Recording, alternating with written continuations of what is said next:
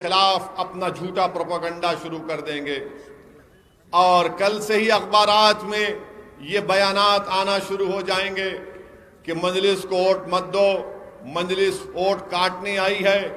BJP बोलेगी, RSS के लोग बोलेंगे कि मजलिस यहां पर आकर माहौल को खराब करना चाहती है। मेरे अजीज दोस्तों और बुजुर्गों, अल्लाह सुब्हाना व तआला ने मुझे मुल्क के कोने कोने में जाकर मजलिस इत्तेहादुल मुस्लिमीन के काम करने का मौका इनायत फरमाया। मेरे साथ मेरे मजलिसी रुफ़क़ा, चाहे तमिलनाडु हो, झारखंड हो, उत्तर प्रदेश हो, मगरबी बंगाल हो, महाराष्ट्र हो, हम इन तमाम रियासत के मुख्तलिफ मुकामात पर जाकर अपनी जमात को, मजलिस को मजबूत कर रहे हैं। मैं आपको ये बात बताना जरूरी समझता हूं कि अगर हम अपनी पसमानदगी की हमको शिकायत है, अगर हमको ये शिकायत है कि हमसे इंसाफ नहीं किया जा रहा है, तो याद रखिए ये आपकी शिकायत जरूर है बिदर की, मगर ये शिकायत पूरे मुल्क में अक़लियतों की, मुस्लिम अक़लियत की और दलितों की है। और उसका वाहिद वजह यह है कि हमने अपनी सियासी क़यादत को मजबूत नहीं किया। मैं आपको बताते हुए तकलीफ महसूस करता हूं कि मगरबी बंगाल में 27% मुसलमान हैं, 27%। आपको मालूम मेरे दोस्त कितने मुसलमान मगरबी बंगाल के जेलों में हैं?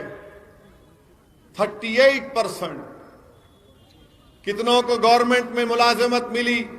6%। कितने मुस्लिम बच्चे स्कूल के बाहर हैं? 6 और 9 साल के दरमियान के 16%। आप बताइए कितने मुस्लिम बच्चे बंगाल में एजुकेशन में हैं? 11%। आपको माने मुर्शिदाबाद और मालदा जिले में आर्सेनिक पानी मिलता है, एसिड पानी होता है, उसमें आर्सेनिक पानी, गंदा पानी होता है। और लोग बड़ी बड़ी बातें करते हैं कि हमने सेकुलरिज्म फुला किया, हमने ये किया, फुला किया। कुछ नहीं किया। आज यही ममता बनर्जी के, उनके इलेक्शन स्ट्रेटेजिस्ट जिनका नाम मोहतरम प्रशांत किशोर है, वो एक जर्नलिस्ट को बिठाकर, 10-12 जर्नलिस्ट को बिठाकर कहते हैं कि बंगाल में मुसलमानों के साथ अपीसमेंट हुआ, यानी उनकी खुशामद हुई, और यह फलसफा रहा। इसीलिए बंगाल के हिंदू ये कह रहे हैं कि अब हमको मौका मिला है, मोदी आया है। आप बताइए कि मुसलमानों का अपीसमेंट कब हुआ? ये तो बीजेपी और संघ परिवार का खुला झूठ है कि वो हमेशा हमारे हिंदू भाइयों से कहते कि देखो मुसलमानों की खुशामद की जा रही है, अपीसमेंट हो रहा है, तुष्टीकरण की राजनीति हो रही है। मैं चैलेंज कर रहा हूं, किसी भी एक जगह पर आ जाओ, मैं बताने तैयार हूं कि हमारे वतन अजीज के इंडियन मुस्लिम्स का अपीसमेंट नहीं हुआ है, इंडियन मुस्लिम्स का एक्सप्लॉयटेशन हुआ है। इंडियन मुस्लिम्स का अपीसमेंट नहीं हुआ है, इंडियन मुस्लिम से डिस्क्रिमिनेशन हुआ है। इंडियन मुस्लिम से अपीसमेंट नहीं हुआ है, इंडियन मुस्लिम्स को बर्बादी के दहाने तक पहुंचा दिया गया है। इंडियन मुस्लिम्स का अपीसमेंट नहीं हुआ है, इंडियन मुस्लिम के छोटे बच्चे और बच्चियों को स्कूल का ड्रॉप आउट, उनका मुकद्दर बना दिया गया है। इंडियन मुस्लिम से अपीसमेंट नहीं हुआ है, इंडियन मुस्लिम्स को एब्जेक्ट पॉवर्टी में गुर्बत उनका मुकद्दर बना दिया गया है। इंडियन मुस्लिम से अपीसमेंट नहीं हुआ है, इंडियन मुस्लिम से पॉलिटिकल डिस्क्रिमिनेशन हुआ है। अगर डिस्क्रिमिनेशन नहीं हुआ तो बताओ, भारत की लोकसभा में इतने कम मुस्लिम एमपी जीत कर क्यों जाते हैं? अगर डिस्क्रिमिनेशन नहीं हुआ तो बताओ, भारत की जेलों में दलित और मुसलमान और आदिवासी अपनी आबादी से बढ़कर अपनी जेलों में क्यों अपनी जिंदगी को बर्बाद कर रहे हैं? अपीसमेंट अगर हुआ है, अगर कोई कह रहा है आ जाओ, बैठकर सामने सामने बैठकर डिबेट कर लेंगे। सिर्फ 5 मिनट के अंदर तुम अपनी चप्पलें बगलों में रखकर भाग जाओगे, मैं दलाल के साथ तुमसे कह रहा हूं। मगर अल्लाह अकबर, सुनो अभी, ममता बनर्जी भी ऐसी करते थे, सर पे ओढ़नी ओढ़ लिए, अल्लाह अकबर। अब बेचारा मुसलमान, अरे बोला ना तो बोली, अल्लाह अकबर बोले, बड़ा खुश, अरे देखो भाई ममता बनर्जी बोले। बस जज्बाती मुसलमान आंख में आंसू लाके क्या बोले। एक बार तो उनका वीडियो मेरे को दिखाए, उन्होंने बोले ला इलाहा इल्लल्लाह मुहम्मद रसूलुल्लाह। अब हमारे लोग, मियाँ कुछ दिख रहा? कुछ भी नहीं दिखता बाबू, ये खाली आपको खुश करने का काम है। अब रमजान आ रहा, हर आदमी इफ्तार की दावत, अब तो बीजेपी भी कर रही है। ये हमको जरूरत नहीं है इन चीजों की। हमको जरूरत क्या है? हमारे बच्चों को स्कूल, हमारे बच्चियों को कॉलेज, हमारे महल्ले में पीने के पानी की लाइन, ड्रेनेज की लाइन। इंसाफ की जरूरत है, इज्जत की जरूरत है, ताकत की जरूरत है। और आज भारत की जो सियासत है, मैं आपको जिम्मेदारी के साथ बता रहा हूं, एक मंसूबाबंद तरीके से, जिसको आप सेकुलर पार्टियां बोलते ना, मैं तो कम्युनल हूं, मेरे को तो डिग्री दे चुके हैं लोग, मेरे को कोई इससे फर्क नहीं पड़ता। आप जितनी गाली देना चाहे दे दो मेरे को, मैं उसके लिए तैयार हूं। क्योंकि जितना आप मुझे बोलेंगे, मुझे यकीन है कि कुदरत उतना ज्यादा मेरा साथ देगी। मुझे तुम्हारे, और ना मैं इन तमाम सियासी पार्टियों के सर्टिफिकेट का मोहताज हूं। मैं कोई मोहताज नहीं हूं, मैं हमेशा अल्लाह का मोहताज था, हूं और रहूंगा इंशाअल्लाह ताला। हम कोई सर्टिफिकेट के मोहताज नहीं है। मगर आपको मैं बता रहा हूं, आज हर इलेक्शन आप देख लो, बंगाल का इलेक्शन हो रहा, वहां पर टीएमसी की हुकूमत ने अपने इलेक्शन मैनिफेस्टो में लफ्ज मुसलमान को लिखना गवारा नहीं किया। आसाम में इलेक्शन हो रहा है, मगर वहां पर डराया जा रहा है कि कोई मुसलमान सीएम ना बन जाए। तमिलनाडु में इलेक्शन हो गया और वहां पर वो अन्नादुराई की सरजमीन, पेरियार की सरजमीन, सूर्यवंशी साहब जानते हैं पेरियार और अन्नादुराई कौन थे। वहां पर डीएमके अपने इलेक्शन मैनिफेस्टो में बोलती है कि हम उन लोगों को 25,000 से 1 लाख रुपया देंगे जो काशी और मथुरा और दीगर मंदिरों को जाएंगे। 1,000 करोड़ रुपये उन मंदिरों को देंगे जिसमें द्रविडियन आर्किटेक्चर है। मेरे अजीज दोस्तों और बुजुर्गों, मुझसे एक दिन दो दिन पहले एक मोहतरमा जर्नलिस्ट है, सहाफी हैं, उन्होंने मुझसे इंटरव्यू किया और पूछा कि असद साहब आप बहुत बोलते हैं लोगों को। मैंने कहा हाँ बोलता हूं। तो बोले नहीं, क्या कैंसर का मुकाबला करना है या टाइफाइड या टीबी का मुकाबला करना है? मैंने कहा मैडम बुरा मत मानिए, एक बात बोलता हूं मैं आपको। बोले बोलिए। हमारे पास हम बचपने से देख रहे कि टाइफाइड टीबी है, खत्म ही नहीं हुआ, अब तक है ना, बचपने से सुन रहे हैं ना। टाइफाइड टीबी, कैंसर तो अब फैल रहा, वो भी फैल रहा। बोला क्या करेंगे अब? नहीं, कैंसर का करना है, टाइफाइड टीबी का करना इलाज। बोला मोहतरमा, जब मरीज जिस्मानी तौर पर बीमार पड़ता है तो डॉक्टर उसका इलाज करता है, और कैंसर से भी मर जाते, टाइफाइड टीबी से भी मर जाते। सियासत में हम आपको क्या बोल रहे हैं, अगर कोई कैंसर है तो लात मारो उसको, टाइफाइड टीबी है तो देख के थूक के बोलना तेरे को वोट नहीं दे रहा हूं, मंजलिस को वोट दे रहा हूं। ये सियासत में है। जिस्मानी है, डॉक्टर से पूछो आप, नहीं कैंसर है, अरे मिला आपको ये टाइफाइड टीबी इतने साल से है तो कौन लेके आए उसको? सियासी तौर से अगर आप देख, कौन लेके आए उसको? और हर लोग बोलते नहीं, फिरका परस्ती बढ़ गई। फिरका परस्ती हमेशा थी और हमेशा रहेगी। फिरका परस्ती हमेशा थी और हमेशा रहेगी। अगर फिरका परस्ती नहीं थी तो बाबा साहब अम्बेडकर कैसा पार्लियामेंट का इलेक्शन हार गए? कैसा हार गए बाबा साहब अम्बेडकर?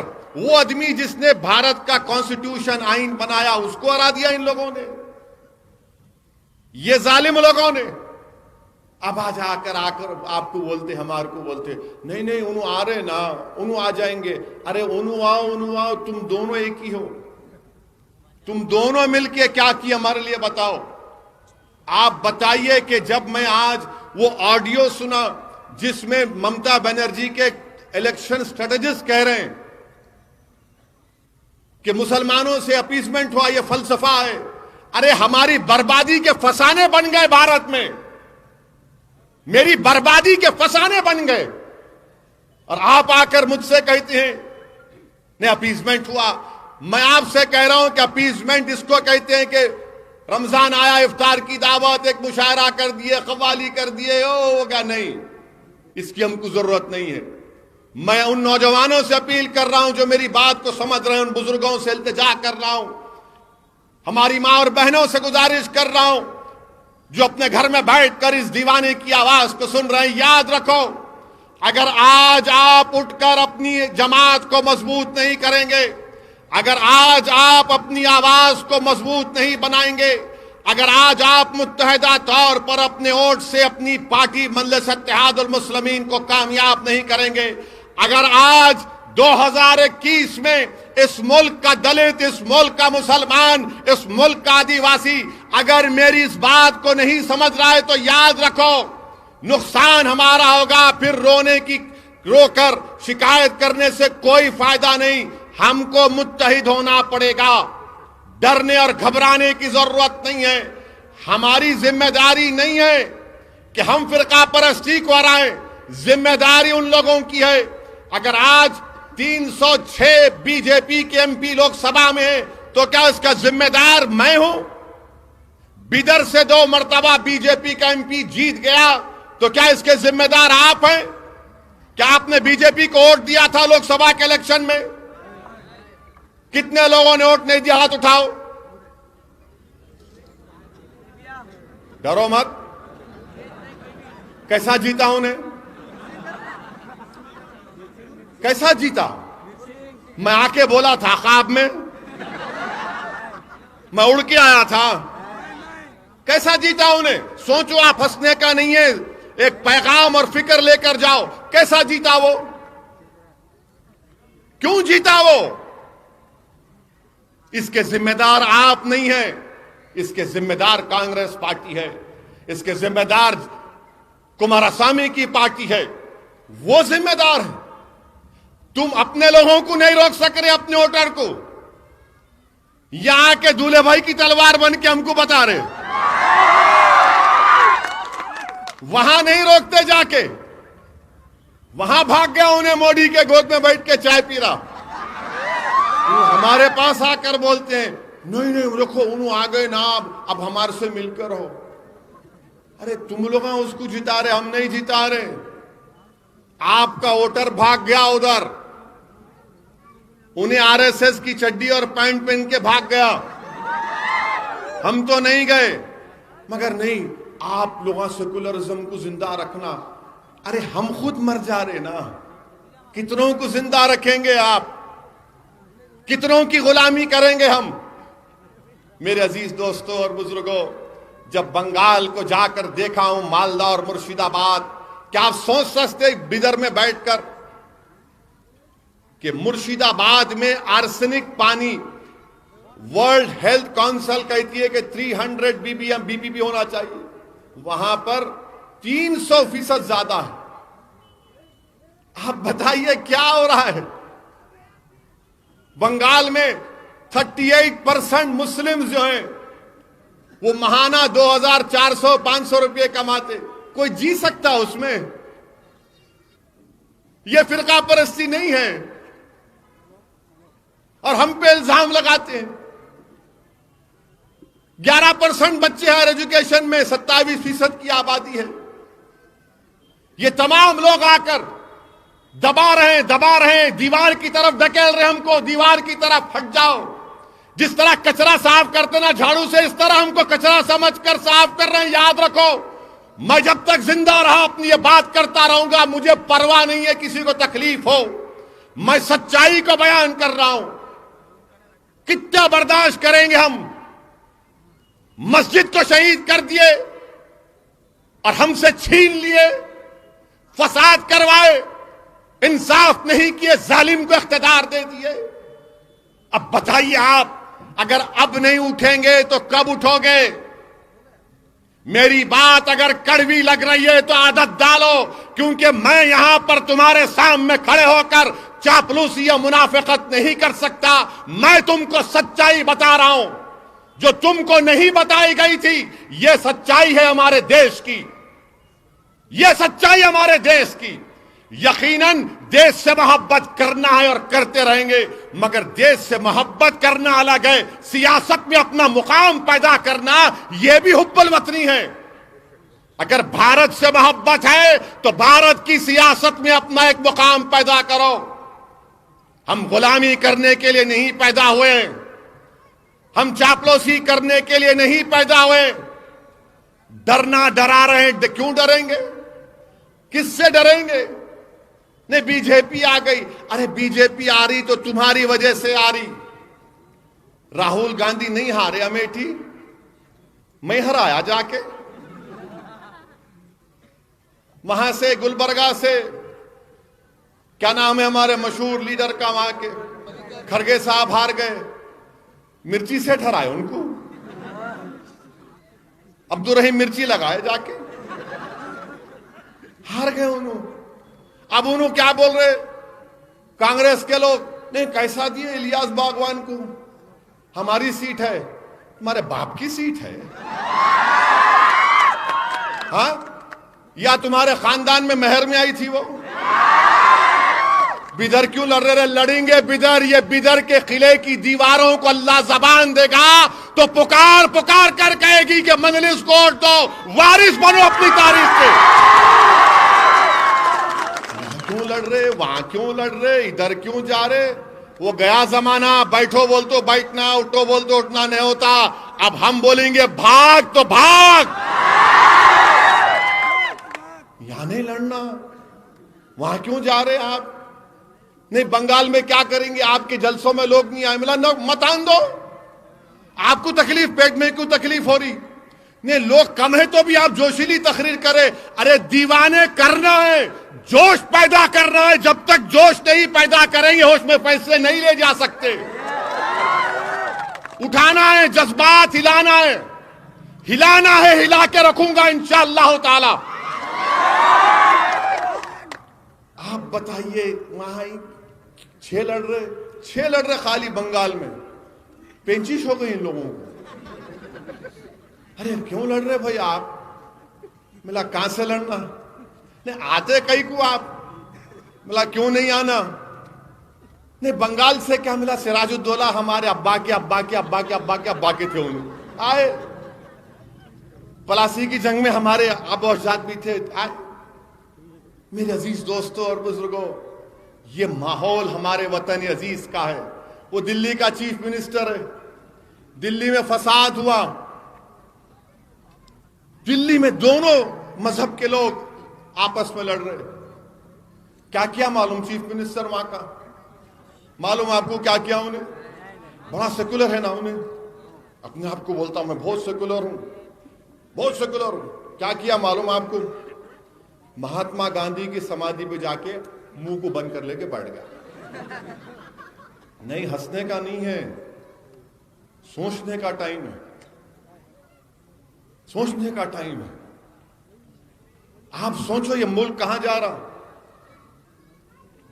वजीर आजम बोलते मैं हिंदू नेशनलिस्ट हूं, तो ममता बनर्जी बोल दिए मैं हिंदू ब्राह्मण हूं, और वो भी मेरा गोत्रा शांडिलिया है। क्या है भाई ये सियासत जो मुल्क में चल रही है? मैं आपको बता रहा हूं कि एक वक्त आएगा भारत की सियासत में जो इजराइल की सियासत आज हो रही है कि हर इजराइल में हर पार्टी यहूदी वोटों की फिक्र करती है, इसी तरह यहां पर सब ये बताना चाह रहे हैं, चाहे राहुल गांधी हो, मोदी हो, ममता हो, या आपके येदुरप्पा हो, या फिर आपके ये जितने सेकुलर पार्टी, सबसे बड़ा हिंदू कौन है? सबसे बड़ा हिंदू कौन है? ये सब दिखा रहे हैं। ये सच्चाई है। मेरे को मालूम कि मेरे इस जुमले के बाद कल से टीवी चैनल वाले शुरू कर देंगे, मेरा निकाह की तैयारी शुरू कर देंगे। करो, कितना निकाह करते करो, टीवी पे मेरे मैं एक नहीं 150 शादियां कर सकता हूं, मगर अमली जिंदगी में एक से ही परेशान हूं। अब अगर उन्हें सुन लिए फसाद बुक पे तो घर पे गए तो इंतजार में रहते क्या बोले है, ऐसा ही मामला है। मगर आप देखेंगे कैसा बोले, ओवैसी फिर से भड़का भाषण दिया बिदर को जाके। क्या मुशायरा हो रहा है? यहां पे जलसा हो रहा बिदर की सरजमीन पर, यह तारीखी सरजमीन पर जलसा हो रहा है। और इंशाअल्लाह ताला हम यहां पर इस बल्दी इंतखाबात में एक तारीख को रकम करेंगे। इंशाअल्लाह ताला हम एक नई तारीख को रकम करेंगे। और जब गुजरात, अल्लाह अकबर, अल्लाह अकबर, हाँ आखिर में लगाएंगे, ठहरो। अगर नरेंद्र मोदी बोले थाली बजाओ, घंटी बजाओ, कोरोना भाग जाता तो हम भी नारा लगा के देखेंगे। बोले थे ना, दिया जलाओ मित्रों, दिया जलाओ मित्रों, घंटी बजाओ। पूरे के पूरे निकल गए। वो कोरोना है, वो कोविड है, वो मारे तो चले आते। कहां जाता हूं, जितने मारे उनको लपेट लिया उन्हें। तो बीमारी है ये। कोरोना का इलाज हो सकता, याद रखो, वैक्सीन आ जाएगा। मगर हमारे वतन अजीज में जो नफरत की सियासत दलित, आदिवासी और मुसलमानों के खिलाफ की जा रही है, इसकी कोई दवा नहीं है। इसकी कोई दवा नहीं है, हकीकत बता रहा हूं।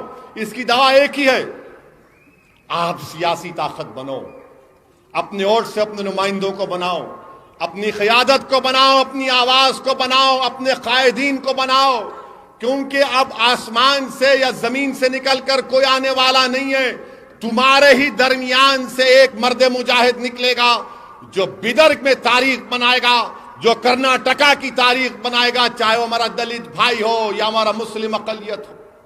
ये आपको करना है और हम पूरी कोशिश करेंगे, पूरा ताउन करेंगे।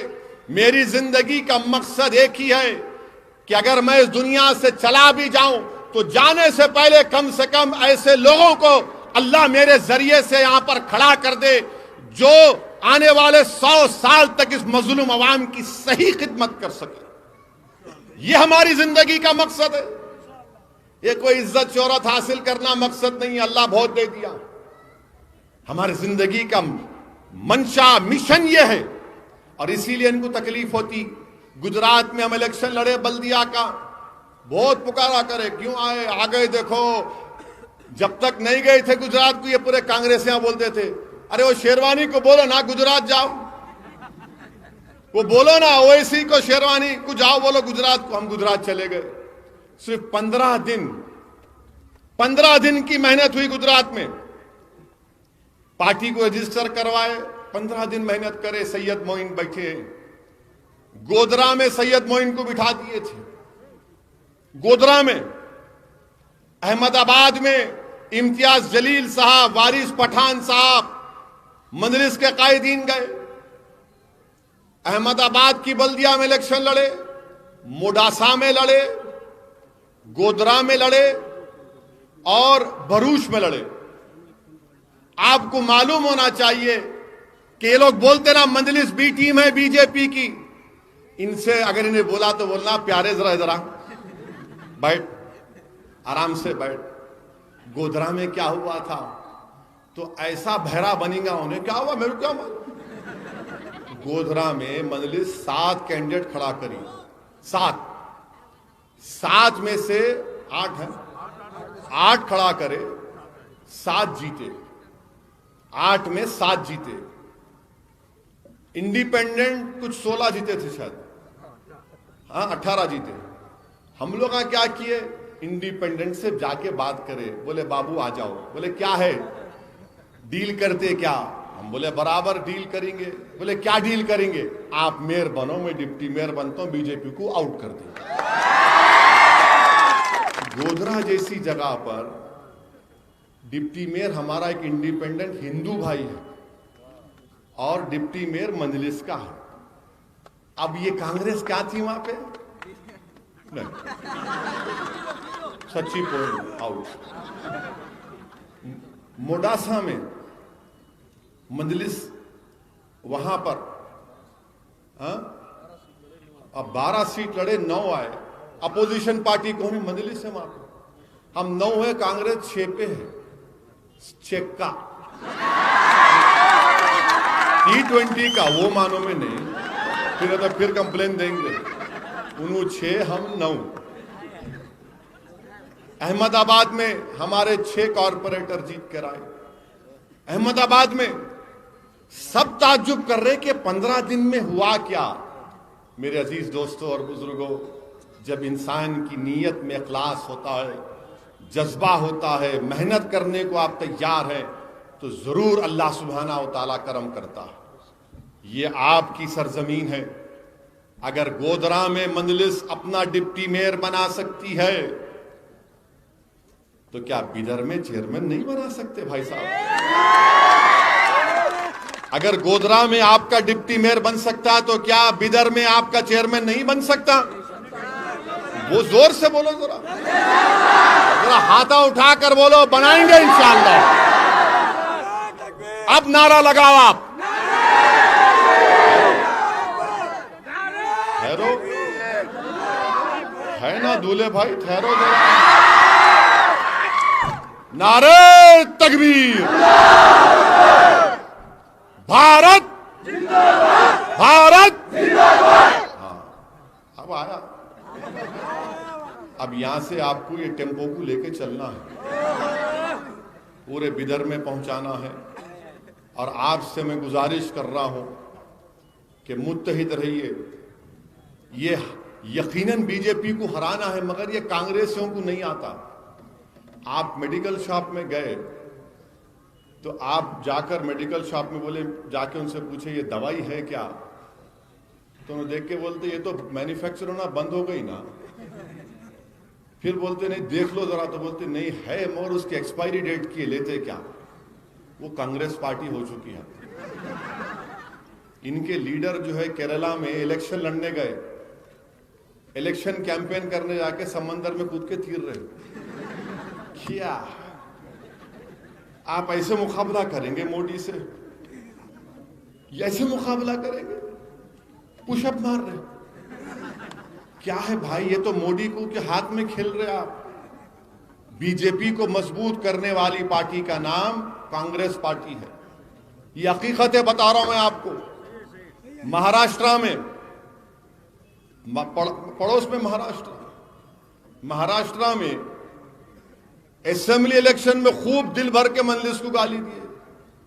कांग्रेस एनसीपी बोलती थी ओवैसी को रोकना है तो हमको वोट दो, शिवसेना को रोकना है ओवैसी को वोट मत दो। इलेक्शन हुआ तो जाके उद्धव ठाकरे को चीफ मिनिस्टर बना दिए। उद्धव ठाकरे को, शिवसेना को चीफ मिनिस्टर बना दिए। और वही उद्धव ठाकरे महाराष्ट्र की असेंबली में खड़े होकर कहता है कि हमारी पार्टी को फख्र है कि हमने बाबरी मस्जिद को शहीद किया। आप बताइए, ये सेकुलरिज्म है? मगर आपको क्या बोला जा रहा है? अब दूसरा ऑप्शन ही नहीं है। क्या करेंगे? खामोश हो जाओ? नहीं, खामोश नहीं बैठना, याद रखो। अगर खामोश बैठेंगे तो फिर आप और हम गूंगे हो जाएंगे। अगर अब खामोश हो जाओगे तो मुर्दार कहलाओगे, जिंदा नहीं कहलाओगे। अगर आज हरकत नहीं करोगे तो आने वाली नस्ल हमको माफ नहीं करेगी।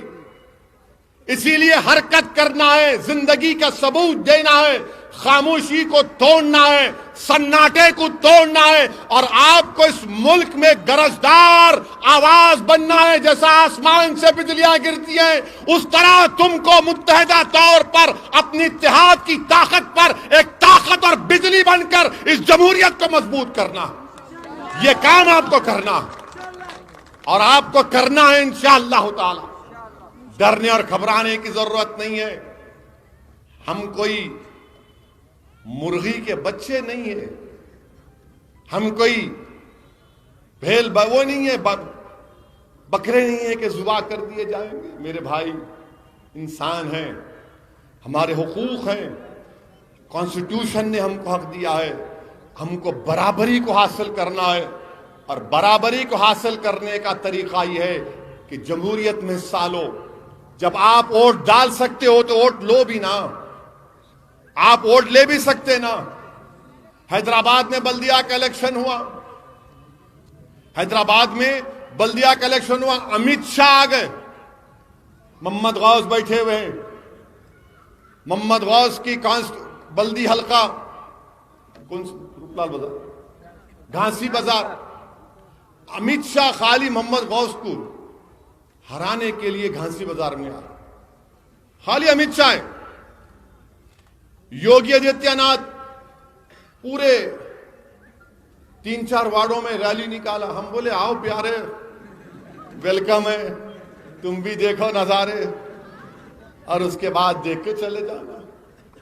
मोहम्मद गौस के घासी बाजार डिवीजन से हमारे बंगाली हिंदू भाई वोट डाले, वहां के हमारे मारवाड़ी हिंदू भाई वोट डाले। करीब 6000 के करीब वोटों से बीजेपी के सिटिंग कॉर्पोरेटर को हराया वहां से, 6000 वोटों से। ये मजलिस काम कर रही, थालियां मार रहे। इतनी देर से तो जो बोल रहा हूं तालियां मारने के लिए नहीं, आप एक फिक्र लेके जाइए, मुत्तहिद रहिए मेरे भाई, डरने और घबराने की जरूरत नहीं है। और मैं हमारे वजीर आजम नरेंद्र मोदी से इस बात का मुतालबा करता हूं कि रसूल अल्लाह सल्लल्लाहु अलैहि वसल्लम की शान में जिस खबीस ने गुस्ताखी की है, दिल्ली की लॉ एंड ऑर्डर बीजेपी के पास है, उत्तर प्रदेश में बीजेपी के पास है। हम इस बात का डिमांड करते हैं कि जिस शख्स ने हमारे रसूल मोहम्मद मुस्तफ़ा सल्लल्लाहु अलैहि वसल्लम की शान में गुस्ताखी करने की कोशिश की, आप उसको गिरफ्तार करिए, उसको जेल